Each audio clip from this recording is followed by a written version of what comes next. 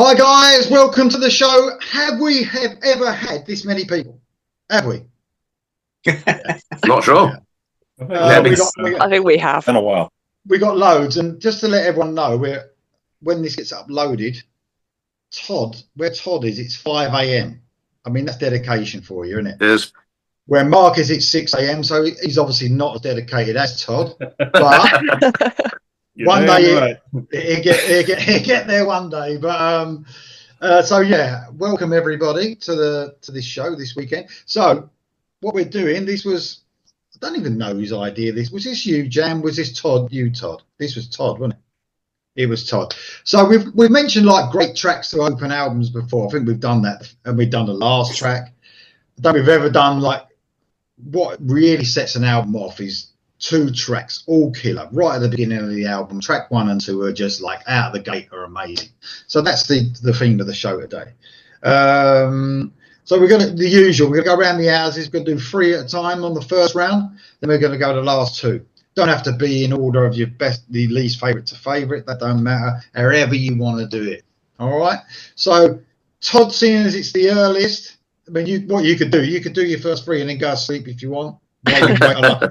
I'll just shout out to you when it's your turn. Take a nap, yeah. Great Scorpion shirt, by the way. Thank you. Love that. Yeah, very cool. So Todd, you came up with this idea as well.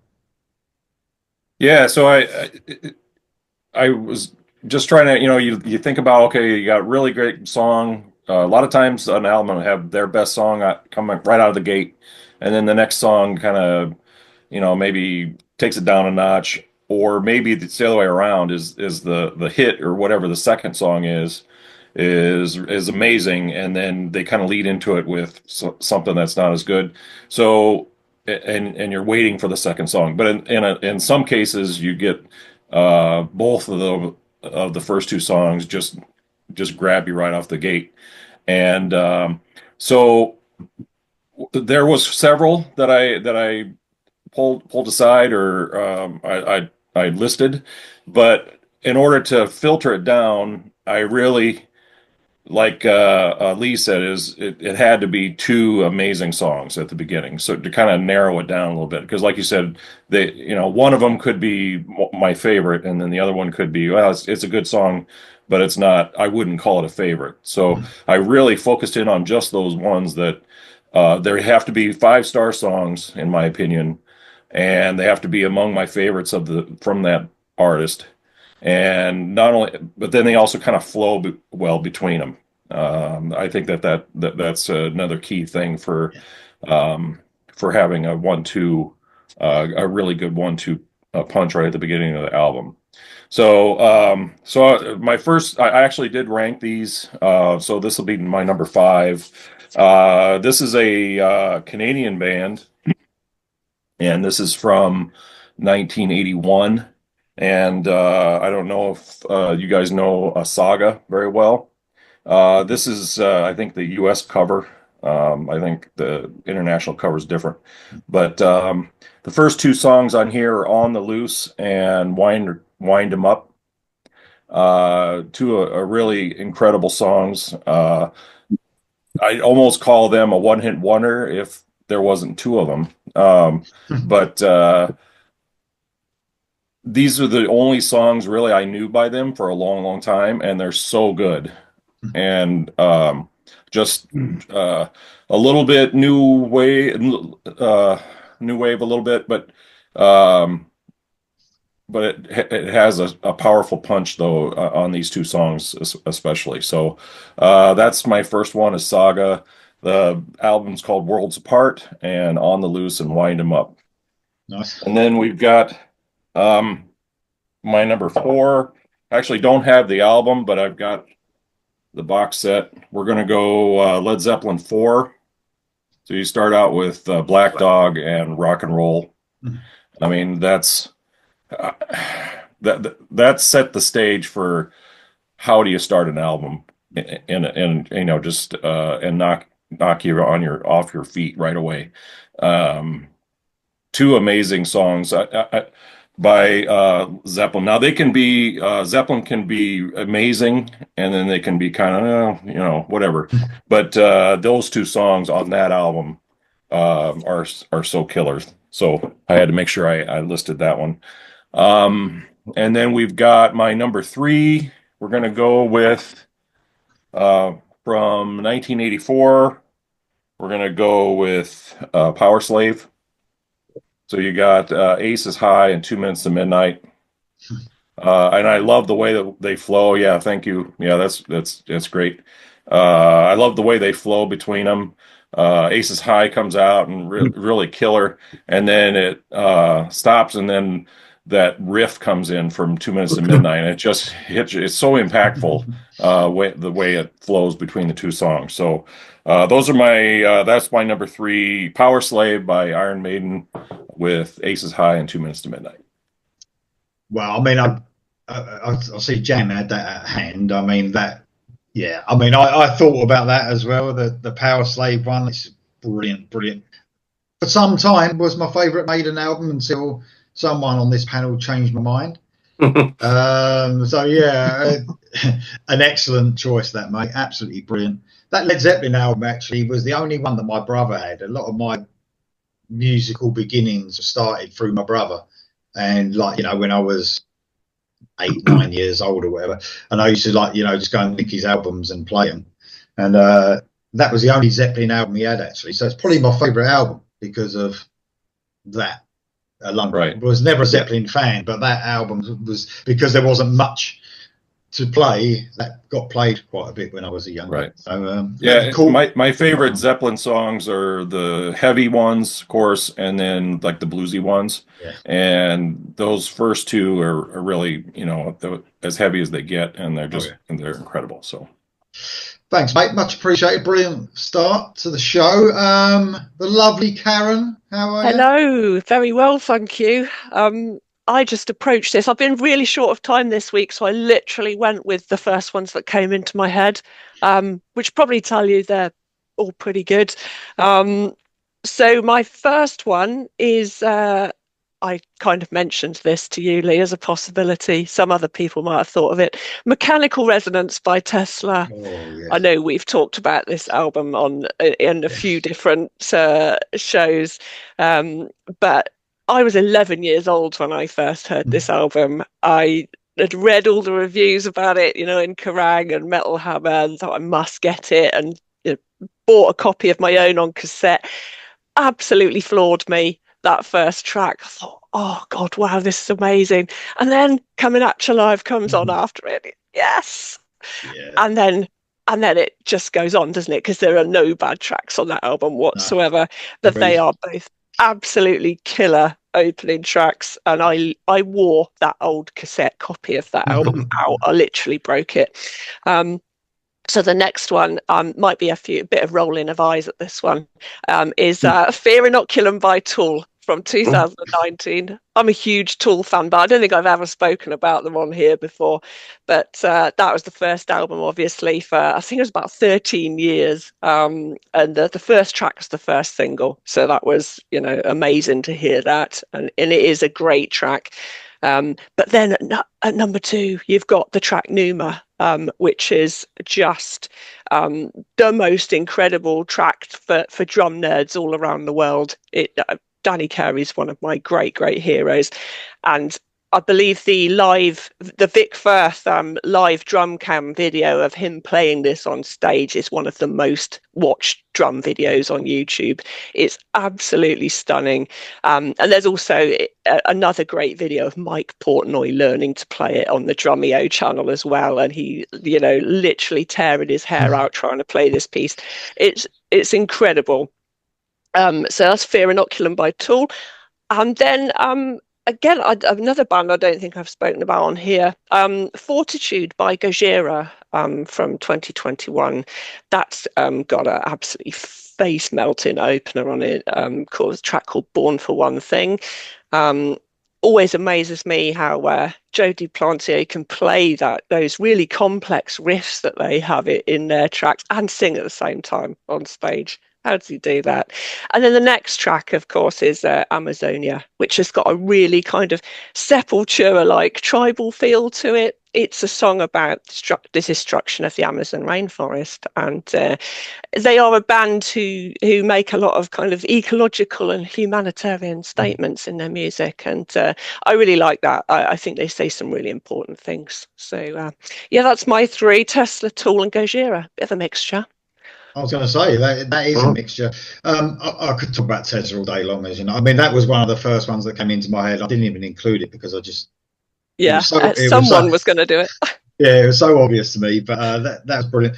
I could actually comment on the Tool one because I quite like Numa, I've got to say, and I did watch the drum live cam thing. And even if you don't like Tool, just watch it. I've tried to play the drums. It didn't go well. So, but when you watch someone like that play, it does literally blow your mind, I've got to say. Yeah, it's mind-bendingly good. So even if you don't like Tool, watch that video. It is stunning. He is an absolute master. And I mean, if you can choose two songs where the first song, it took 6.5 minutes to play the first riff, that's quite amazing. hello, Tool fans. Anyway, okay, brilliant. Thank you, Karen. Much appreciated. The lovely Dom, how you doing, mate? Hello, I'm doing good. I've done something completely opposite, I think, from everyone else. I've gone for newer stuff, trying to get some new names out there and some recognition for some bands that don't get much attention these days. So I've done a Todd where I've done one a year for the last 5 years. So we'll start with 2024. I couldn't find anything from 2025 yet, but we'll start with 2024. Here's a band that, I don't blame anyone for passing on just because of the situation. But this is Riley's LA Guns. For those that don't know, there were two LA Guns at one point because Steve Riley and Philip Lewis kind of kept it alive through all these years. And I think they went into a business partnership with the name. And then Phil left Steve high and dry to join Tracy again for a reunion of those two. And Steve's like, okay, well, I've got the rights to the name. And they went to court and they had to. So it's Riley's LA Guns. But they had two albums. I think both are just stellar, just really good. You would think that it'd just be kind of like, I don't know, this situation sounds kind of cheap or whatever, but the band he has is great. So this was the one from last year that thankfully got released because it got released after he had already passed, but it was finished. So thank goodness it got released. It's called The Dark Horse. First track is called Overdrive, which is, you can imagine, is a real kind of just rockin' start to it. And then the second one is Rewind, which kind of slows it down a bit, but still just a great chorus. I actually prefer the two Riley's LA Guns to the albums that Phil and Tracy have done since the reunion. I think more care has gone into the songwriting, and maybe it's just the new blood or whatever, but it's much more exciting than the LA Guns albums have been, in my opinion. So 2023, a band called Care of Night, called Reconnected. They're Swedish and they're on Frontiers. Thank you, Frontiers. The best way I can describe this is if FM kind of turned their guitars way up. and maybe punch the tempo a little bit, because the singer does remind me quite a bit of Overland, but it's much punchier. But it does have that AOR that's like really rocking AOR, kind of along the lines of like maybe Night Ranger or something. I don't know, but yeah. So the first song is Street Runner, which is fantastic, and the second is Tonight. The choruses on both these songs are just unbelievable, just fantastic stuff. And this record sounds like $1 million. I mean, it's incredible to me that these independent artists can get these records to sound so great. And then 2022, here's a band that has just gotten better and better with every release. hopefully they'll get more notice because they really deserve it. This is Vega, and the album is Anarchy and Unity. They're a UK band, hooray! Also on Frontiers, and this is their 7th album, believe it or not.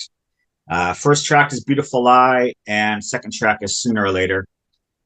They just keep getting better and better. I mean, I think they are world class, and they're just not a topic of conversation for really anyone.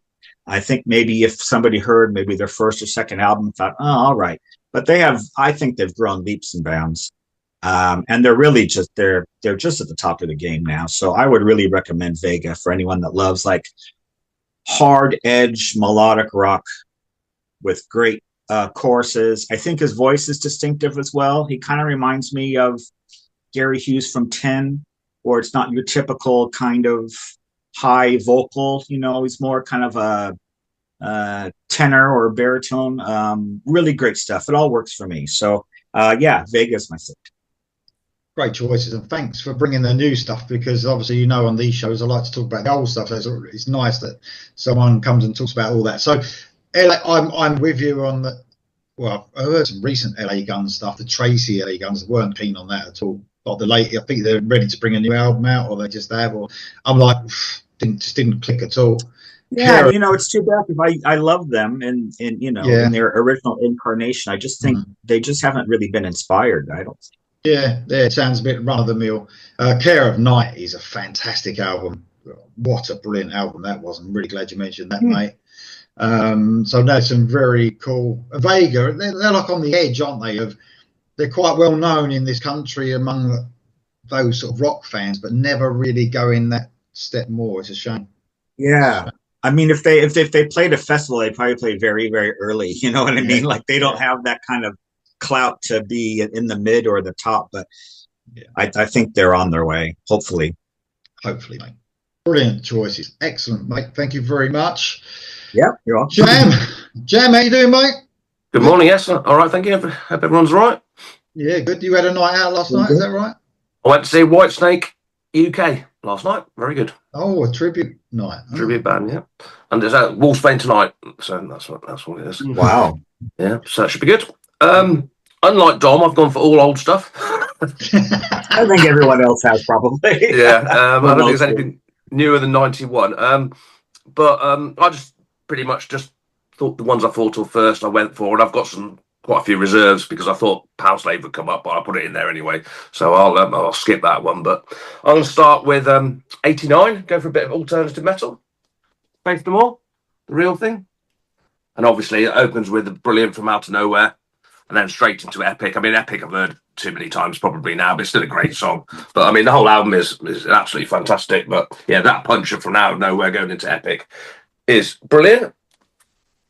Then I shall go to, I've got the CD, but I've put my CDs away mostly. But this is Warrior Soul from 1991, from Drugs, Gold, and the New Republic. Now, we did discuss this because this is like a triple, really.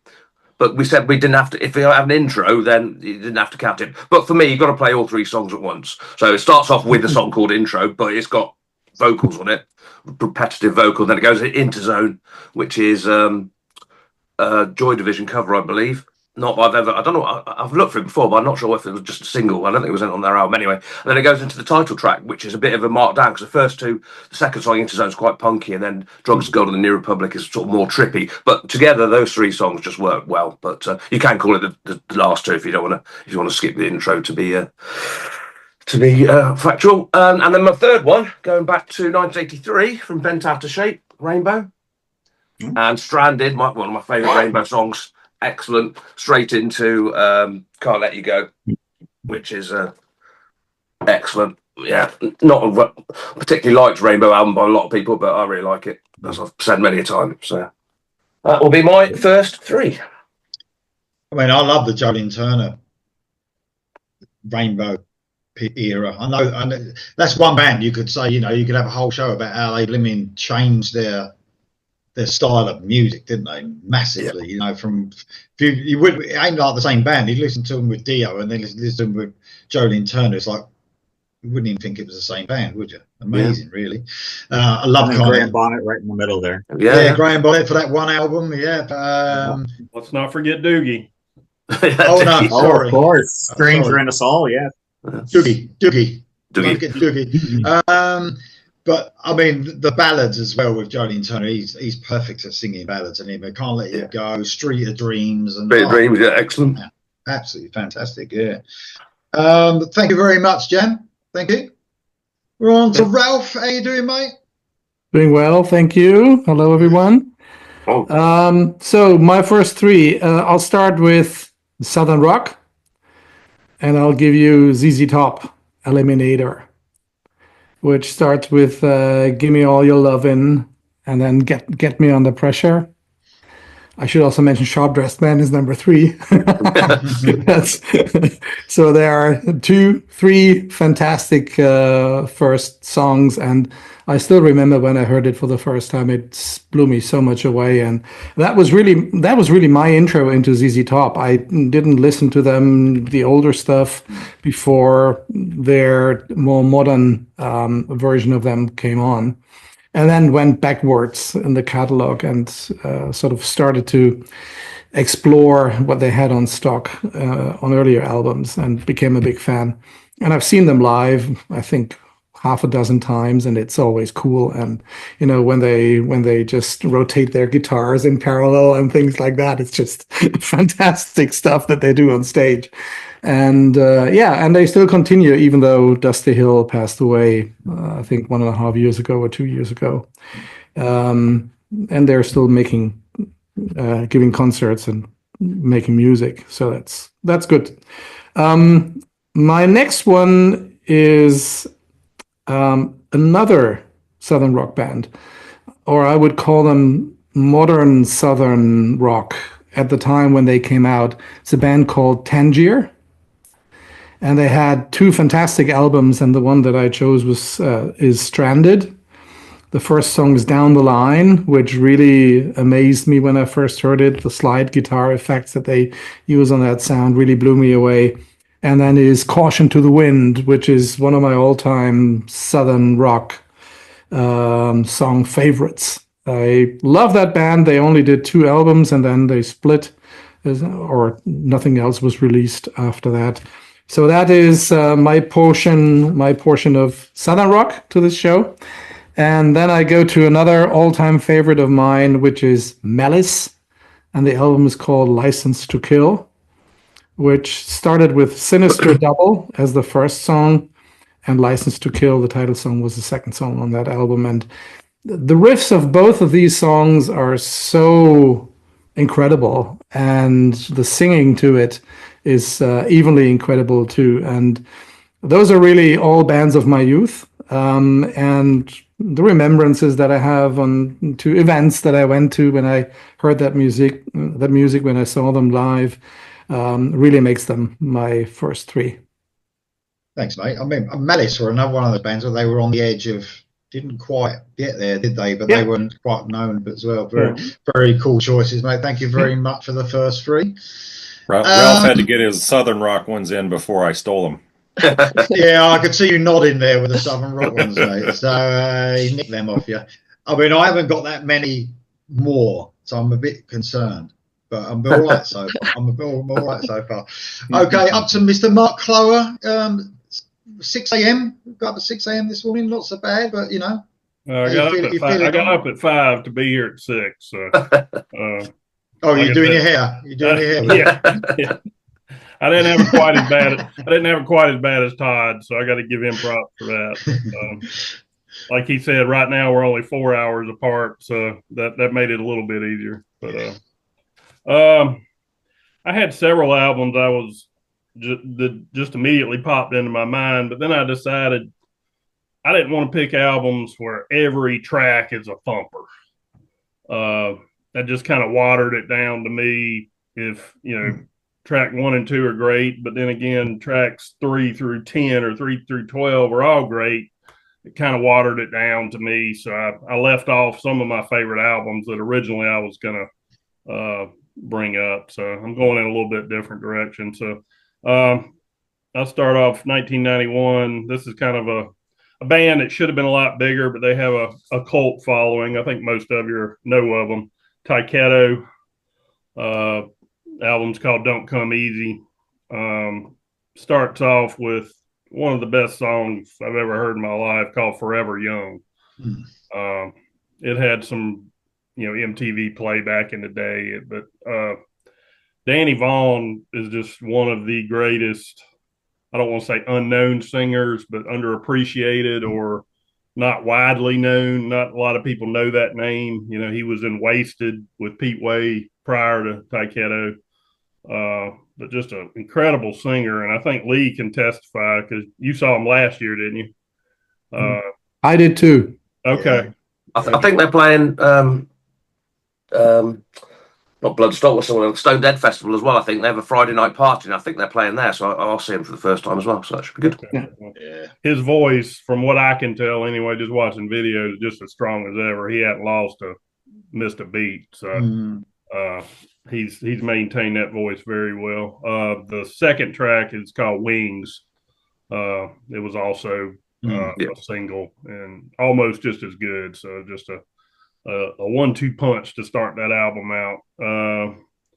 Next one I'll pick. This is the first one that popped into my mind when Lee mentioned this to me, and I hope I'm not stealing one of Lee's. I might be, but this is the first one that popped into my mind. Stryper, No More Hell to Pay. It was such a return to form for them when they reunited in the early 2000s.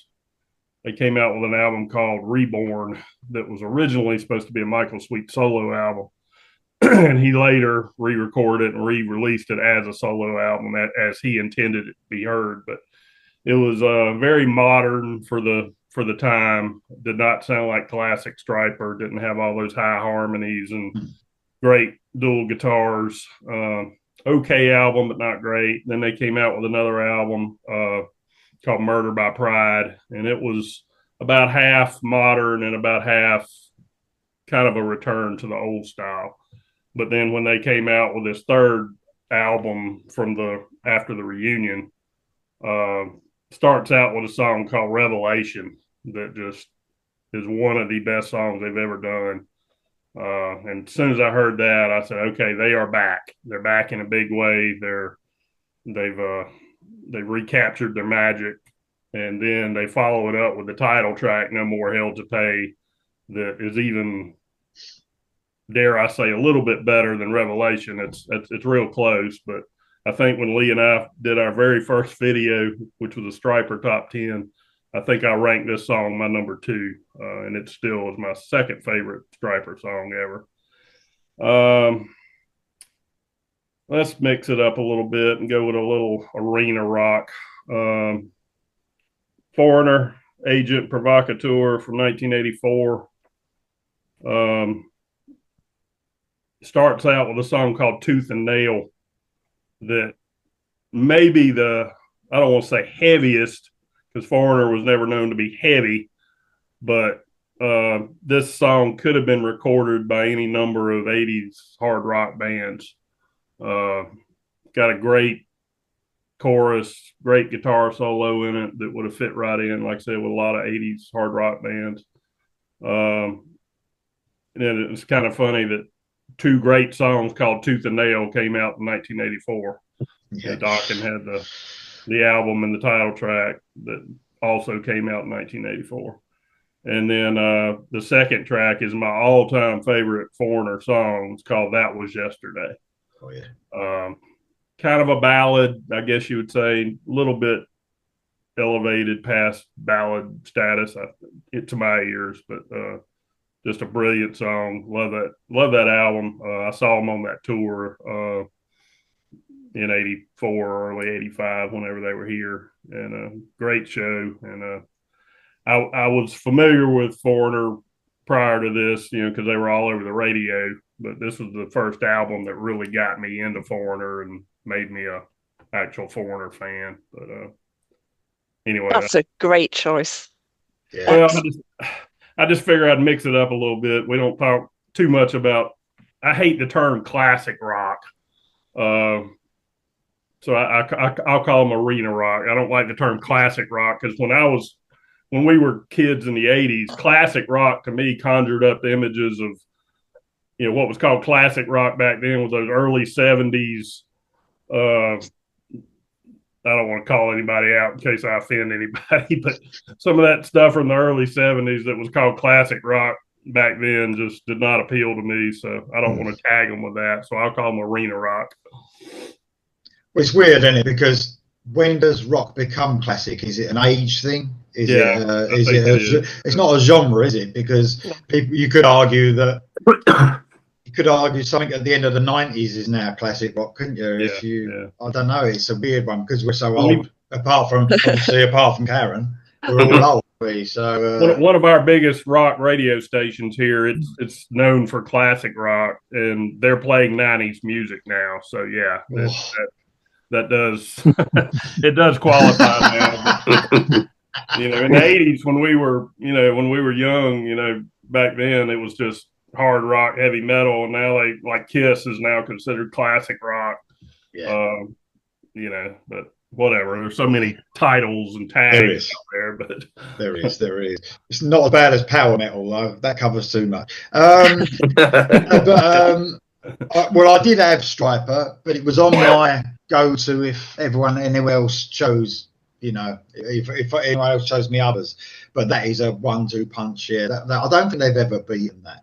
That is like, and now it's almost like that Striper now with the last 3 or 4 albums it's going to be a really fast Judas Priest-esque track. Yeah. And I wish I don't think you need that on an album. I don't think you need to go full throttle in track 1. To me, and Revelations are a really good example of that. Well, both of them songs are. There's medium paced, sort of, and that, 2 of the best songs they've ever written. Medium paced, but still real heavy. Oh, it made it actually heavier. Yeah. You know what I mean? So, brilliant, absolutely brilliant choice that was there for sure, mate. Thank you very much, all 3. Great. Okay, I'll be quick with mine. So I'm going to go. As long as this might get thrown out if anyone else chooses, I'm going to go oldest to the newest, and they're not very new either. They're very old, very 80s. So first one, Black Sabbath, Heaven and Hell. So Neon Nights, Children of the Sea. Oh, do I need? I mean, it's Dio in it as well. It's just, I mean, and obviously following something like massive like Ozzy being in the band, and just the whole album and blew me away at that time. So Neon Nights is what a brilliant, energetic start, and then going to Children of the Sea has always been one of my favourites. I mean, I don't talk about lyrics much, but when he talks about the sky falling down and going black and all that, it like conjures all sorts of things in my mind when I was a kid. I must admit, I actually thought it was happening. And then 1980 again, When They Were Good. Who was it? Who do you reckon? When They Were Good. Def Leppard. Oh, yeah. Right, yeah. High and Dry, Let It Go, and Another Hit and Run. I think Another Hit and Run is one of my favourite songs they've ever done for me. It's just brilliant. But Let It Go as an opener as well. What a rocking song that is. And then to go into, Another Hit and Run, that is just perfection. That whole album is just brilliant. But then what a start. And then I'm going to go to, we've had the band, but we haven't had this album, obviously. My favourite Iron Maiden album. Peace of Mind. Thanks, Tom. Somewhere in There you time.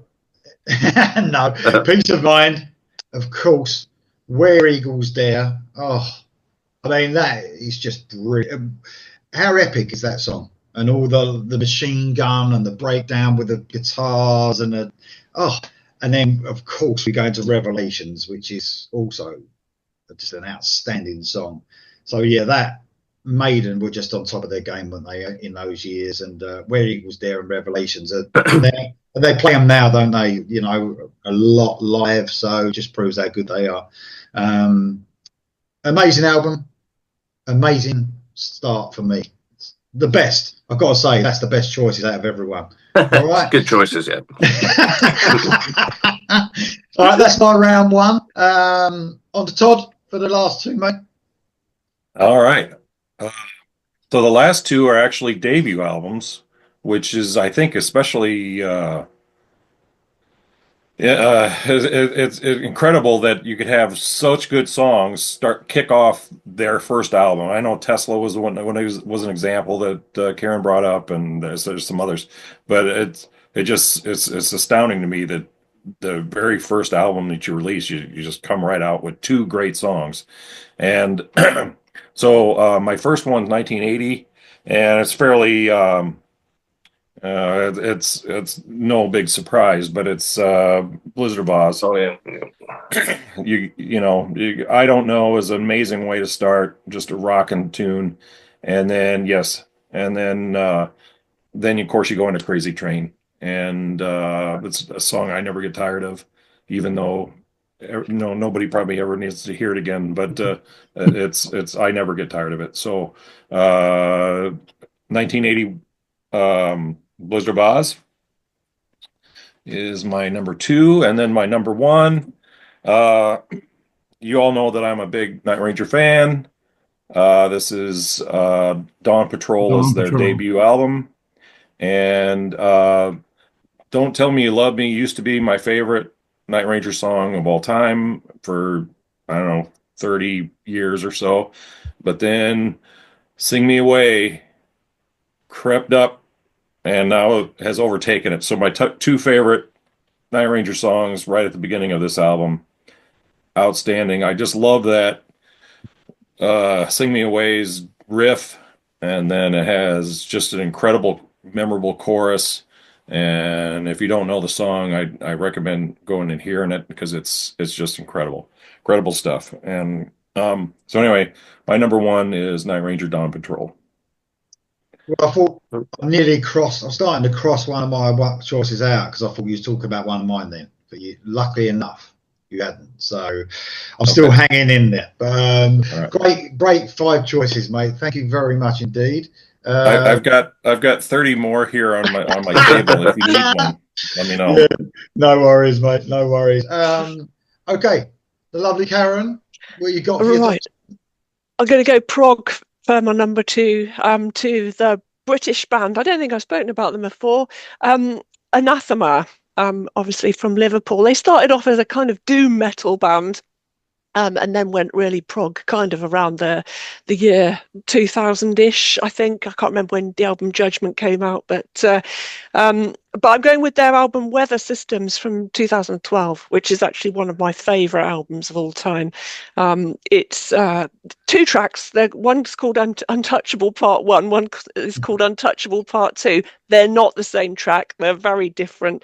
One's kind of a more rocky track, and the second one is essentially a ballad, and they are the opening tracks to what is a very highly emotive and really moving album. From the intro of the Untouchable Part 1 is kind of a acoustic guitar intro, and the first time I heard it, within the first few seconds, I just thought this is going to be one very, very special album. And so it has been. It's still one of the most beautiful things I have ever heard, despite many, many thousands of listens, and I never, ever get bored of it. So that is literally, on some days of the week, that is my favourite album of all time, Weather Systems by Anathema. And then the other one, the one I probably thought of first, is Night is the New Day by Catatonia from 2009. The opening track is a track called Forsaker, and it is an absolute banger. It is really heavy. Well, it starts really heavy, but then you get what I call the Jonas effect during the verses, and it's just it kind of it steps back a bit, and you just get these lovely kind of soothing Jonas vocals. And this came up in my YouTube feed the other day, and someone had written a comment underneath saying this track is like being hit by a ton of bricks followed by raining rose petals. And I thought, yes, that is exactly what it's like. And then it goes into another track called The Longest Year, which is it's a more complex, kind of moodier track, but it is absolutely fantastic. And it's got the only thing better than Jonas vocals is Jonas harmonies on it, which is amazing album. Have you heard that album, Lee? The Night is the New Day album. Right, if you never hear another track from this album, I know you say you don't like to go back, but Forsaker, I'm going to send it to you later. If you never hear anything else, you've got to hear that. You won't have to send it to me. I'll remember. Don't worry. I've got to go out later in the car, so it'd be the perfect time to put it on. So don't worry. Forsaker by Catatonia. Yes. Okay. Thank you. The lovely Karen. What a great choice again. I would have, the difference between me explaining what that person said, I would have nicked that and said, that would have been my saying. No, very, very cool. A brilliant 5. Thank you, Karen. Dom, what we got, mate? What you got for your top? Okay. Yeah, we're doing 2021 now. Band is Sister, and the name of the album is Vengeance Ignited. They are Swedish. Big surprise. This is their 4th album. They are an anomaly. They're doing their own thing. It's definitely sleaze based, but the vocals are harsher. They're not like death metal or anything like that. You know what? His vocals remind me of Jam. Is how Corey Clark sounds now. Yeah, a bit raspy, isn't he? Raspy, yeah, like he smokes 2 packs a day, and it's not your typical sleaze kind of. Well, in a way it is, but they definitely are the darkest side of sleaze because they do dress quite almost black metal-y. I mean, not full corpse paint, but definitely like black makeup and things like that. But man, I saw them at Sleaze Weekend a couple years ago, and I thought they were great. They were definitely divided the audience. Most of my friends didn't like his vocals, and they're more used to kind of the pretty boys. That weekend it was like Crazy Licks and Crash Diet and all those kind of, bringing back the 80s. And these guys are really trying to put a couple of elements together. But man, once you get to the choruses, it's right there. It's melodic sleaze. It's great. So I really like what they're doing. First track is Bring Out the Dead, which is kind of this stormer. And then the second one is the title track, Vengeance United, which slows it down a little bit, but still rocking, still catchy as hell. It just depends on if you have an affinity for a bit unusual vocals with your sleeves, but I really respect them for doing something different. And then 2020, Biff Byford released his first solo record. That was School of Hard Knocks. Unfortunately, it came out around COVID time. It seems to have just kind of disappeared from everyone's consciousness. I think, it came out the wrong time. And I don't know. I think people were just like, oh, Biff Byford solo, do I need that? But let me tell you, it is great. The best thing that I can compare it to is, when Dickinson did Tattooed Millionaire.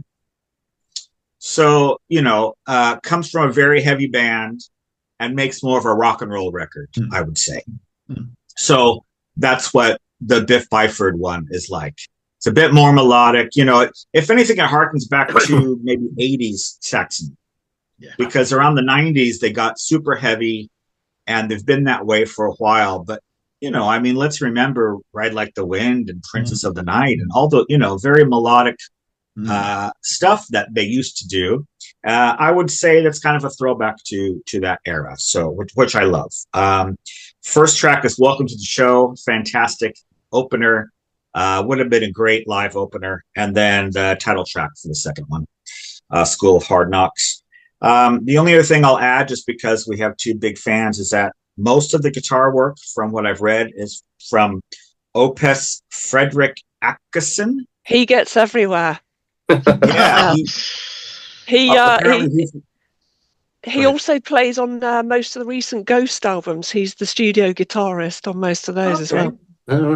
So somehow he hooked up with Biff Byford from Saxon, and he does most of the guitars and most of the solos, apparently. So I'm sure he had a hand in it sounding different from Saxon, but terrific. Yeah. So if you're a Saxon fan and you slept on this one, I would highly recommend it. I heard a few tracks on Planet Rock. They played them when they came out, I think. So it's got pretty good. Yeah. So sorry, go on, Carol. I believe Fredrik Åkesson is also working on a solo album that I think Biff Byford's going to be involved in as well. So you may go to hear something similar again. Okay, good. Very cool. This is like this is where all the knowledge comes from. If why doesn't everyone know about this? You know, all this knowledge that comes out of this channel. Thank you very much, mate. I think everyone just wanted to forget about 2020 altogether, didn't they? I think that's just well. If it wasn't for 2020, we wouldn't be doing this, would we? This is true. Yeah. This is true. Yeah. Thanks for that, Jan. There's always a bright side, definitely. Yeah. But no, great choices, and thanks for bringing the new music to us again, Dom. Thank you very much. Sure. And mixing some old artists with new music. That's always cool. Yes, let's not forget. Let's not forget that. Oh man, I mean, I think some artists now have almost found it. Look at Striper, for instance, that we're talking about, and Saxon. It's bringing some of their best music out now. So, and you like Judas Priest finally? Yes, the last album was absolutely fantastic. So there you go. Yeah, finally like Judas Priest. I love it. Well, they got someone to mix the albums properly, obviously, didn't they? So that's. Anyway, thank you very much, Dom. Brilliant list as always. Yep. Down to Jam. I mean, sorry. Right. You're not all lovely, for fuck's sake. No. I think we covered quite a few sub-genres of metal today and rock and all that, so I'm going to cover another two here we haven't covered yet. I'm not going to name the first one because I don't really agree with it, but it's a band from Seattle, and it's a metal band called Alice in Chains. Oh yeah. I wouldn't call them the other name. Brilliant. First track, We Die Young, going into Man in a Box. Fantastic. I mean, you can't beat that. You could have arguably put Dirt on here. The first two tracks on that are great as well, but I think these two probably the standout songs on a great album. But I mean, I never get bored of Man in the Box even today. I mean, that bass line is fantastic, and what I call a proper metal band. Yeah, excellent. And then this one, I'm surprised no one's come up with this yet. Rust in Peace. Sorry, not Rust in Peace. What's the album called? It is Rust in Peace. Yeah. Sorry, I was getting confused. I always think it's called Holy Wars, but yes, Rust in Peace, isn't it? So, Holy Wars, Punishment Due, going into Hangar 18. I mean, Holy Wars has got to be one of the best. Well, it's just a fantastic song. It's 8 minutes or whatever it is. It's just not boring at all. And then Hangar 18 goes straight into it. But I mean, this is a fantastic album all the way through.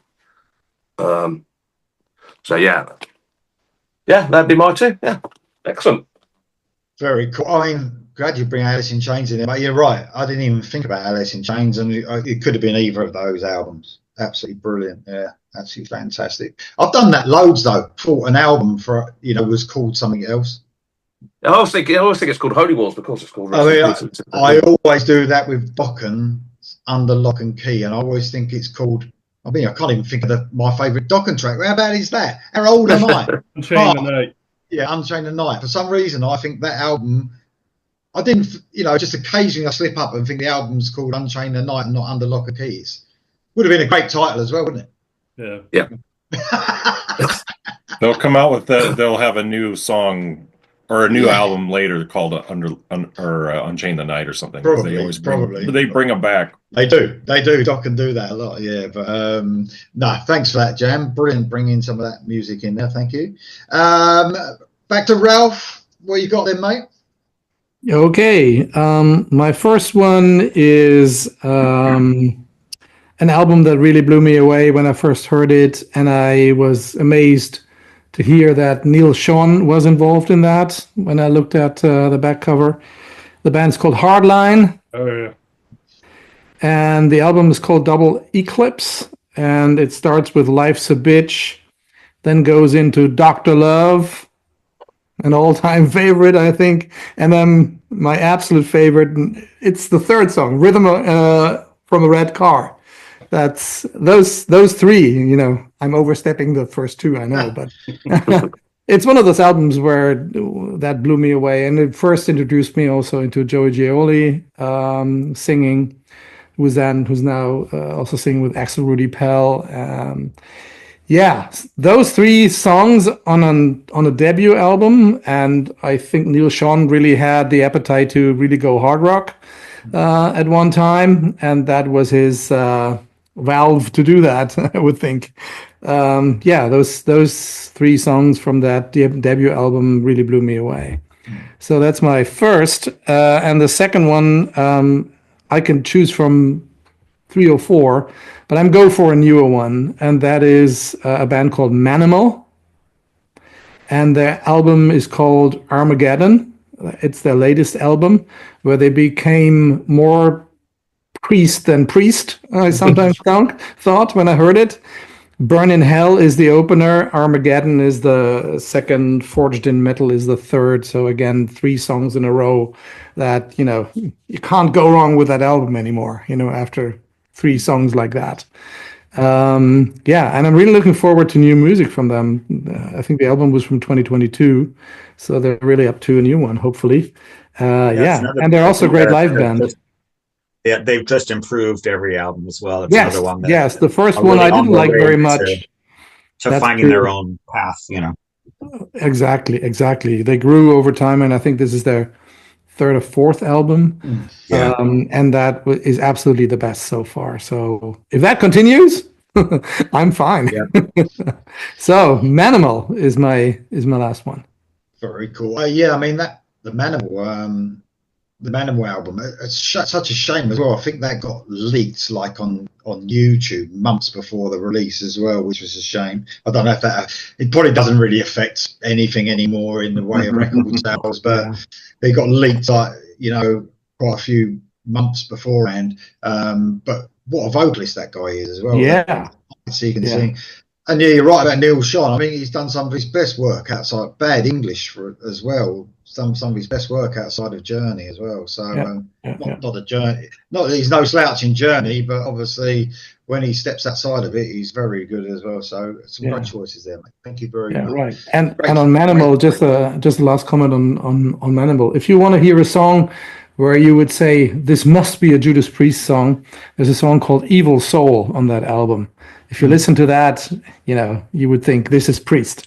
Absolutely priestish. Even more than Primal Fear. What was that, mate?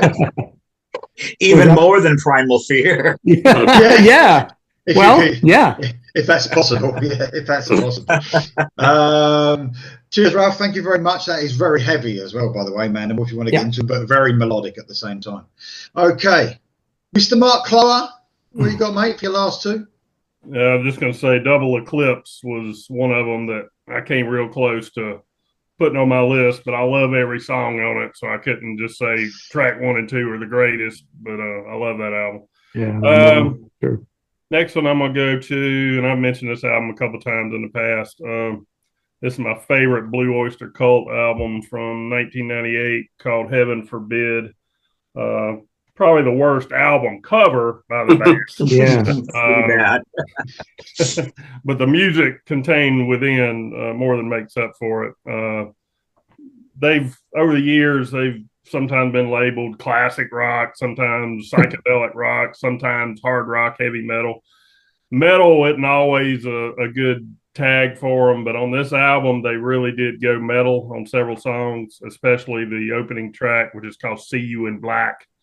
And it's probably the heaviest song they've ever done. It is a pure metal song. See You in Black.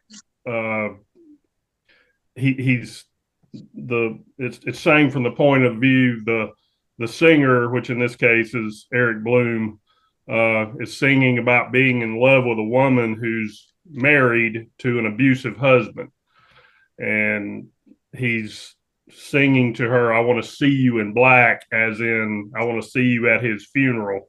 And throughout the song, he doesn't ever say we're going to kill your husband or anything like that, but the whole gist of it is your husband needs to be dead, and I want to see you dressed in black at his funeral, and so forth and so on. Real heavy song. They really do tell stories with a lot of their songs. Just very cool song. And then the second one I mentioned when some of us did a Halloween show a few years ago. It's called Harvest Moon. Great song. Another storytelling song. It tells the story of the changing of the seasons in the fall of this, sounds like a rural town somewhere, maybe in the Midwest. And in the fall, this town is evidently plagued with a serial killer. Every year, a child disappears, and he talks about they eventually find her after the fall in the springtime when the snow melts away. Kind of a dark song, but just really cool. Great 2 songs to open that album with. And then you knew I wasn't going to get out of here without talking about Black Sabbath, but probably not the one anybody was expecting. I decided to go a little deep. 13 from 2013. I don't understand that absolute hatred for this album from a lot of people. They had an impossible mission on this album. They couldn't win either way. If a lot of these songs are definitely throwbacks to earlier songs, but if they had gone in a different direction and gone more modern, then they would have been criticized for, well, that doesn't sound like Sabbath. That sounds more like an Ozzy solo song. So they were intentionally trying to recapture the magic of those early albums, and I think they did a good job overall. Starts out with a song called End of the Beginning, which is clearly almost a remake of the song Black Sabbath. Very similar structure, but just real heavy and a good return to form. Because think about it, when this is the first album they had done, this lineup had done, or at least 3/4 of this lineup had done since Never Say Die. They clearly were not going to go back to the Never Say Die formula. So they were trying to recapture the magic of those early albums. And that song definitely captures the vibe of the title or the song Black Sabbath. And then the second song is my favorite on the album, God Is Dead. It doesn't sound like any previous song to me, but it's very heavy. It's got that plodding Sabbath style that actually I could picture Dio even singing this song. It's kind of the same structure of some of the later stuff they did with Dio from like the 3 bonus tracks they did on the Dio years or The Devil You Know. It's that heavy plotting type of song. The only complaint I really have on this album, they really should have had Bill Ward on it. If Bill couldn't do it or just wouldn't do it for whatever reason, they at least should have brought in somebody from the family tree. I'm sure Vinny Appice would have done it. Bobby Rondinelli could have done it. They could have even used Mike Borden, who was technically Ozzy's drummer, but he did the Ozfest Sabbath shows in the 90s. So he was at least a touring member of Black Sabbath. But to use, what was his name? Brad Wilk from Rage Against the Machine. I don't know, just didn't. I don't know that he played well. I'll give him credit. He did at least play in a style that was reminiscent of what Bill Ward would have done. But I would have rather they used an actual previous Sabbath drummer for the album. But that's just a minor nitpick. You're totally right there, man. Some fans, we've spoken about this before. It doesn't matter what you do. I mean, they're getting that balance and what they want. It's hard to tell what fans want now, isn't it? It's just ridiculous. But it did definitely go back for sure. So if that's what you wanted, that's what you got. But yeah. For years, people clamored for that, but they did. When they did it, they got criticized. Well, you're just trying to sound like the old album. Yeah. I mean, and you got the denial as well. I mean, I'm sorry to bring it up, but I do moan about this a lot. But it's like Queensryche, isn't it? With Todd, they've gone back to definitely gone back to a certain extent of their classic sound. But still, people ain't happy, are they? Because all they want is Jeff Tate. It doesn't matter what you do, does it? Sometimes fans are never happy. Damned if you do, damned if you don't.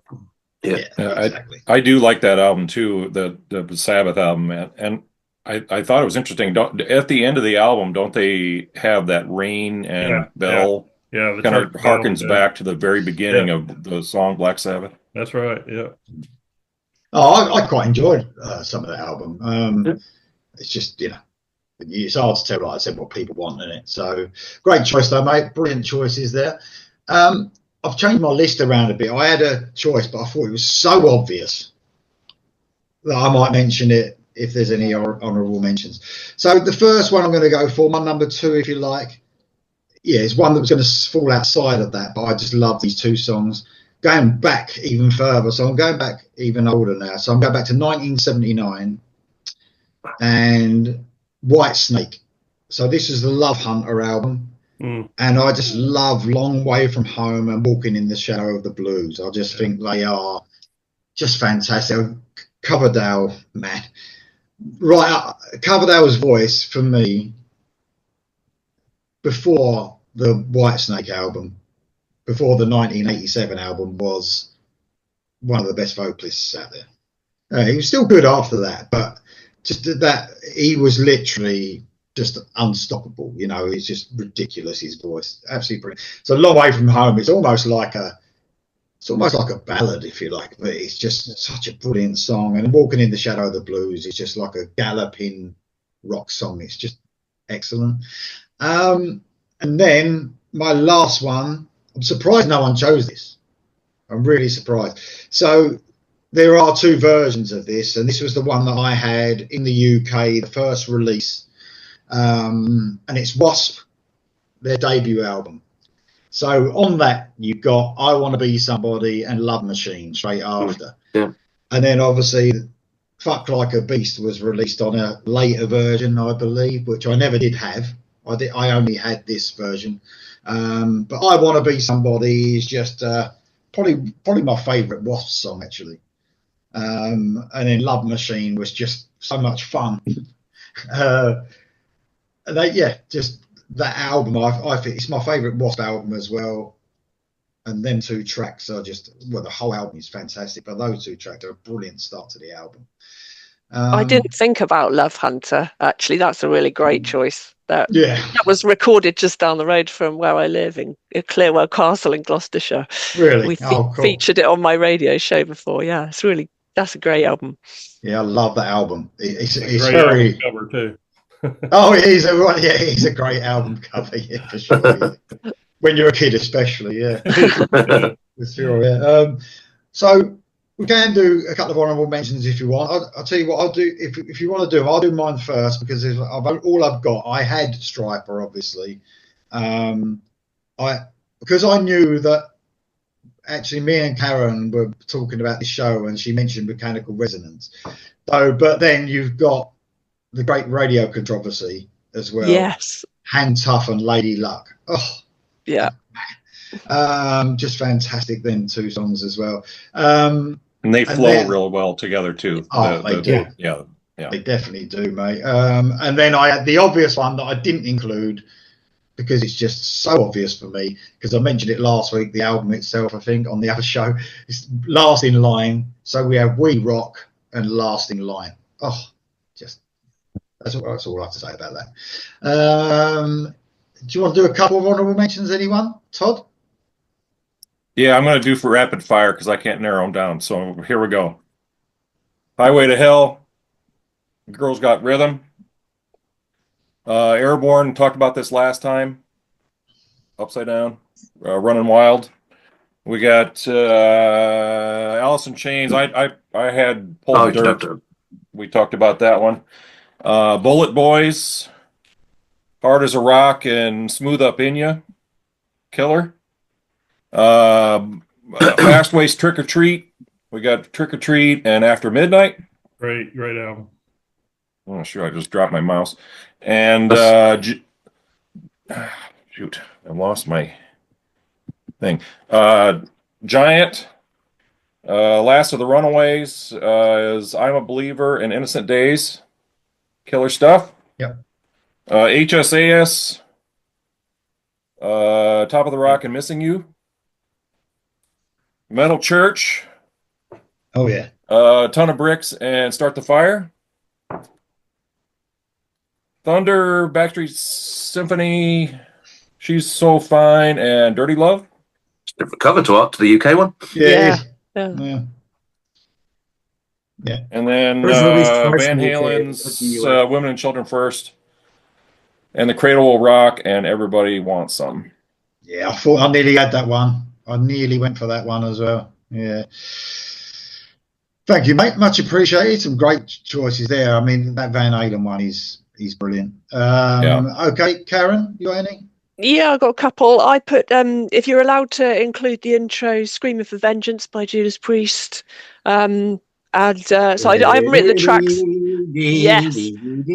What a banger of an opener. And then the title track is amazing as well, isn't it? I've forgotten to write the song names down, but I'll just tell you the albums. Pale Communion by Opeth. This Place Will Become Your Tomb by Sleep Token. I didn't talk about that today because I spoke about them last week. And Marillion Sounds That Can't Be Made, which opens with a most amazingly topical track called Gaza and then goes into the brilliant title track. That's it. Thank you very much, Karen. Thank you. Dom, you got any today? I don't have any prepared. The only one I'll add is that it's for a classic one is Kiss Destroyer. I mean, Detroit Rock City into King of the Nighttime World is just, and they blend in together as well. Just a great 1-2 punch and really solidified them as a force to be reckoned with. So that's all I'll say. Thanks, mate. It's good to get a classic one in there. Thank you very much. Yeah. Jam, you got any? Just two quick ones. I'm surprised you didn't go for this, but you went for the other one. Obviously, Dio, Holy Diver, with Stand Up and Shout, and Holy Diver, obviously the first two tracks.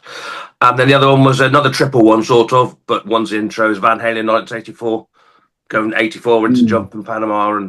But I mean, yeah, I've heard the songs a million times, but they're still great songs. That's all I had. Yeah. Thank you very much, mate. Thank you. Ralph, you got any? Yeah, I got a couple. I'll start with UFO or UFO, whatever you want to call it.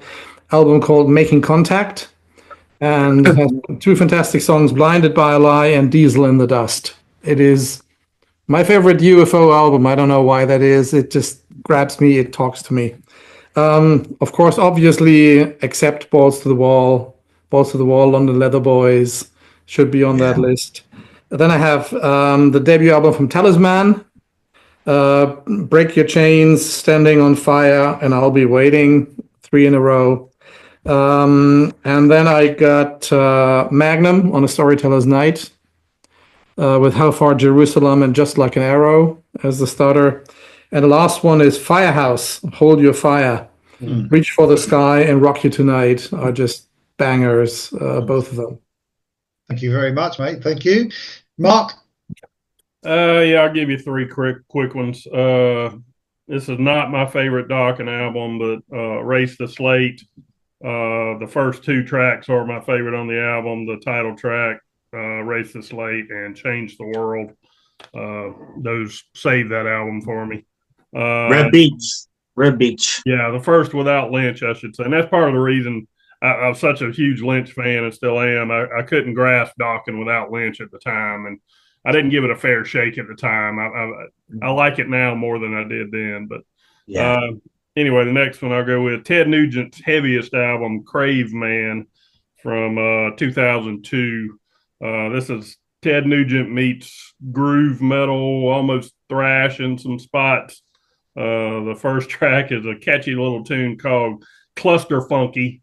And then the track 2 is Crave. Those are two very heavy songs, like I said, bordering on thrash metal almost. And then last the one that had Raw Dogs as well, right? Yeah, that's another good one. Yeah, I love that one. Yeah. Here's a little Teutonic metal for Ralph. Gravedigger. Album's called The Last Supper. This is one of them that starts off with an intro, and I originally was going to talk about this one, but I didn't know about the intro exception. It's got an intro called Passion, leads into the song, the title track, The Last Supper, and then a song called Desert Rose. But really good, strong Gravedigger album. Heavy, very heavy, as everything they do is. Their new one is brilliant as well. It goes back to the old days. Yeah, I hadn't got it yet, but I've heard snippets of it. Yeah, it's really good. Yeah. Thank you very much, mate. Just, Mark only got that message late because I have to contact him by telegram. So, Indian smoke signals. Guys, thank you very much. Pony Express.